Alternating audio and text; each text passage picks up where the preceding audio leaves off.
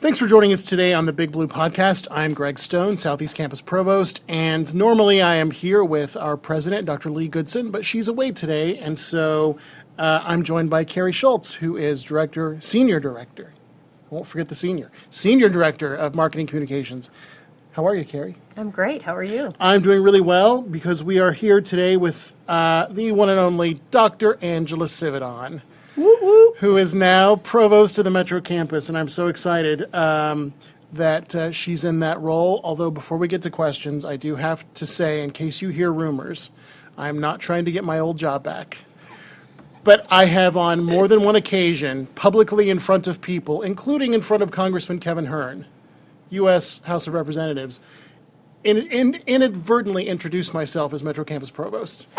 And then the president or Kelly Clark or someone will stop me and say, no, you're not. And it's completely out of habit. So may you find yourself someday in the same routine and still proud of your Metro Campus roots. I hope so. You certainly will.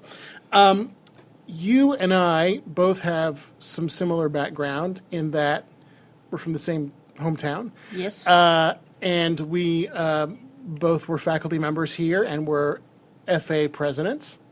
And we were both students at this institution. Yes. So tell us a little bit about your experience here as a student at what was Tulsa Junior College at the time. Well, it took a couple tries for me to be stuck here as a student at TCC before it really stuck with me.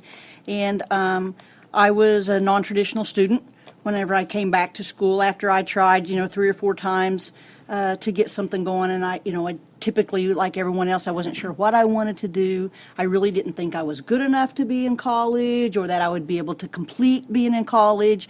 So that was something that really came from TCC for me, was instilling that confidence in me that I could, accomplish, or I could go to college. I could be a college student. Now, I will still say that I think I graduated with a 2.67 grade point average, but in nursing school, fortunately, they don't, look at your GPA to take an exam. So right. I got to be a nurse anyway, even though it was a little bit low. But I think just the atmosphere at TCC, the small classrooms, the attention that faculty, gave to us and really got some one-on-one was what was really good for me to be able to go on to a good career and then to become a lifelong learner. And I think that's something that I got from TCC as well, is that I really learned that I like to learn. And how many years were you in nursing before you came back to teach nursing as a faculty member? It was 18 years. Okay. 18 years. So higher ed's really the second career for you. It is, without a doubt. And I did some adjunct teaching while I was still working in the hospital setting, and that's where I really learned to love teaching in the environment at the college. That's really neat, Angela. I didn't know that part of your story, and to see that you've gone on to a PhD, it's really impressive. Mm-hmm. Well, thank you very much. PhD in nursing. Yes. Right, there's no baloney in there. Yeah. So you've served in a number of roles at TCC: faculty member, program director, faculty association president, associate dean, and dean. And how do these into your current role provost at Metro Campus? Well, I've enjoyed every one of them, so that's a plus. So I'm still on a roll there. I think I see my role now as provost is supporting everyone at the Metro Campus to do their job. That's my role, is to help others to do their job and to do it the best they can.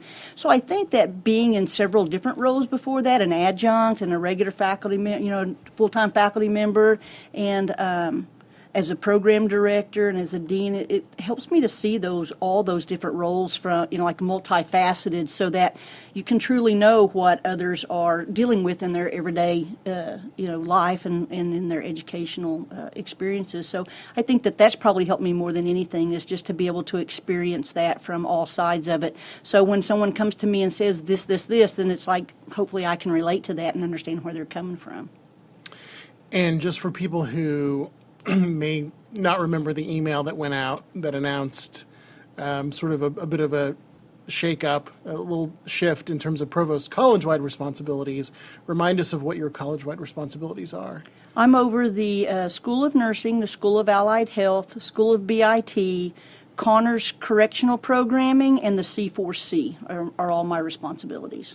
And you officially started February 1st. February 15th. 15th, that's right. So it's been about 2 months. Mm-hmm. Any surprises so far? I don't know if necessarily surprises, like something I wasn't expecting, like that, but I've kind of shared this with you a little bit, but I can't not say this. My very first day, it was a Friday, nobody else was here, and I was sitting down there in my office, and I was like, wonder what I should do next, right? So just in time, someone comes around from the first stop, and there's a guy that has something to deliver to the dock. So I go out there, and I walk down there. Of course, there's no one around, and he needs this big door raised up, and I'm like, I wonder who I'll get in trouble with if I open this door. And then it kind of dawned on me, it's me that I would get in trouble with, So I think that was probably a nice, pleasant surprise that day, was that, I'm responsible. So we'll see if that continues to be a good surprise or not. But I really like the job, that may not be too surprising for me, but I think it has become a good thing and some confirmation because I really like what I'm doing. I'm Carrie Schultz, and I'm here with my co-host, Dr. Greg Stone, and you're listening to the Big Blue Podcast. Our guest today is Dr. Angela Sivadon, and we've been talking about her new role as the campus leader here for Metro Campus. So what is your vision for Metro, and by the time you leave this campus, what do you see as your legacy of accomplishments you'd like to get done at that tenure? Well, I hope I keep saying I'm provost of Metro Campus for a long time.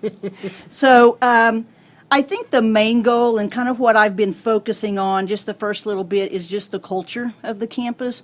In more conversations that I've had with people, we just want a community of kindness, where people enjoy coming to work and enjoy the job that they do, and the other people that they encounter enjoy what they're doing, so it can just be a nice environment. I know that sounds kind of idealistic, but I hope that that's what we can create here, because I think that if we have a great work environment, then we'll have a really good learning environment for our students, and that's what it's all about, is making the experience for them a really good experience that they want to come back to TCC. So I think that by the time that I leave the Metro campus, that's like just everyday life, that we really don't have to think about how we're treating each other because we're doing it very well. And I hope that we just continue to, serve our students to where it's a good experience for them, and that the word of mouth gets around, and that students want to come here for their education. You reminded us about what schools that you oversee now in your role as provost. And while there's certainly some university transfer in the School of BIT, you have mostly workforce development programs. And as you alluded to earlier, although we didn't really talk about it much, after coming back as a full-time nursing faculty member, you went to the allied health side for a while and were the first program director for our cardiovascular technology program.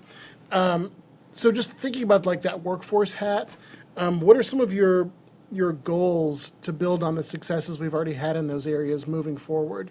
Because I feel like, Angela, while I had some very preliminary understanding of so much of nursing and allied health, because it's just not my background. I mean, this is your bread and butter in many ways. I mean, this is really the world that you live in and have so much personal experience and knowledge of. So I'm just curious about where you see allied health and nursing going under your far more than capable leadership.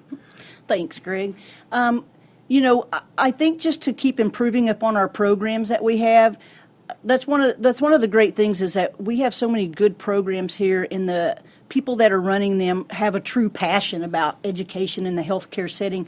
And I think that's why I was so glad that when this was reorganized as far as the provost role, and I was interested. I mean, that's what I get up every day, passionate about, is healthcare education and that kind of thing. And I think from my experiences thus far with the business and IT people, it's kind of the same idea. There's a lot of similarities there and stuff. So I think that there'll be a lot that we can carry over from my experience of doing things one certain way for healthcare, because it's programmatic, and the BIT seems to be more like that as well. And so we're also seeing a lot of changes in healthcare education, a lot of the requirements, and it's getting challenging sometimes to have field work experiences for students. Mm-hmm. So we're just continually tweaking our processes and making sure that we're doing best practices to make sure that our health sciences students get the educations that they need. And with the BIT, I'm hoping to see, some of that parlay over too and have some of those conversations together because those overlap so much. Outside of that, I think, we're working on getting a new online application for nursing and health sciences, and I think that's going to help our students so much because we'll make it more convenient for students to apply to the program and to have a big understanding about what it is to apply to the program, since most of them are pretty rigorous. I think that's going to be a big positive for us. So we're just trying to continually improve and bring our programs along with the changes in the society.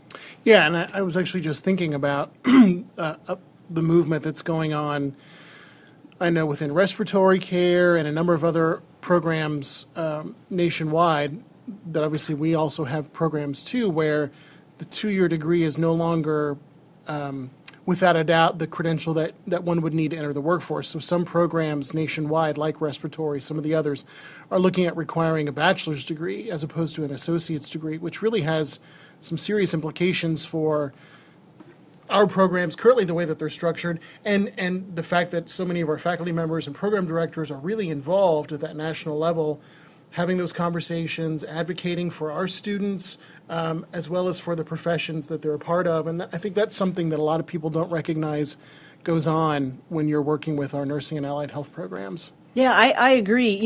And there's, because almost all of our programs, there is continued education past that or continued degrees past that. But with some of those mandatory changes, we're going to have to think differently about how we're doing it, because I don't think it's going to be a game ender for us. I think that it's just going to be a little bit of a game changer, because we're going to have to figure out how we can be a part of that educational process still yet for students, and to be able to meet what those accreditors are and still put really good, competent healthcare providers in the community. All right, Angela, I have the most important question, which is the big question. If you could go back in time and give your 18-year-old self a piece of advice before you started college, what would it be? Well, probably it would be that you can do it. I had some really good advice one time from someone when I was questioning about my abilities, and it was like, look to your left and look to your right, and you can see that there's not anybody different on either side of you, and that, you're just as capable as anybody in the room. If I would have known that when I was 18, it could have been a big game changer for me. And I think, too, just be persistent and ask questions. I think I sit around a lot because of my lack of confidence, is that I sit there waiting to see if I could figure it out for myself, because I didn't want to open my mouth and show people that I wasn't confident enough, to be there.